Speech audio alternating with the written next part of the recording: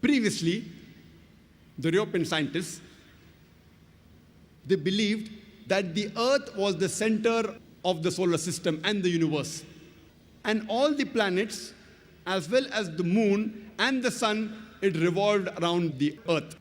This was called as geocentrism. And this was believed since the time of Ptolemy in the 2nd century BC till as late as 16th century, until Nicholas Copernicus in 1512, he propounded the heliocentric theory of the planetary motion, and he said, it is the sun which is the center of the solar system, and all the planets, as well as the Earth, it revolves around the sun.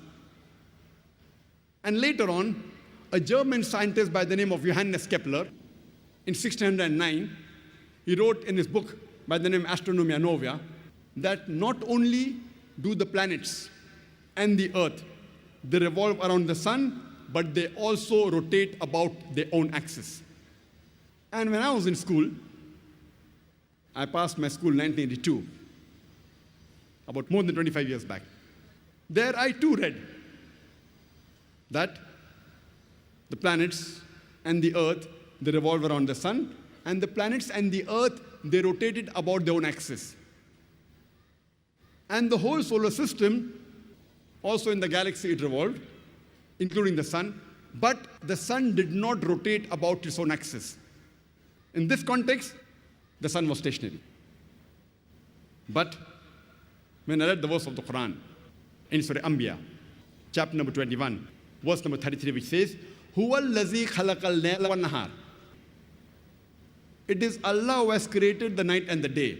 Wash-shamsa wal qamar, the sun and the moon. Kullun fi falaki yasbahun, each one traveling in orbit with its own motion.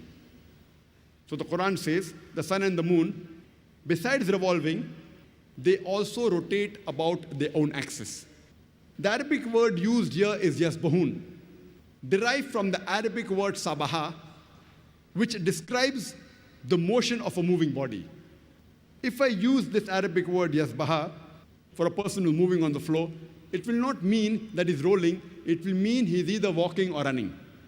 If I use the same word for a person in the water, it will not mean he's floating, it will mean he's swimming. Similarly, when Allah subhanahu wa ta'ala uses the same word for a celestial body, it does not mean that it is flying in the air, it means it is moving along with its own rotation. It's rotating about its own axis. So Quran says the sun and the moon, besides revolving, it also rotates about its own axis. And today, science has discovered that even the sun rotates.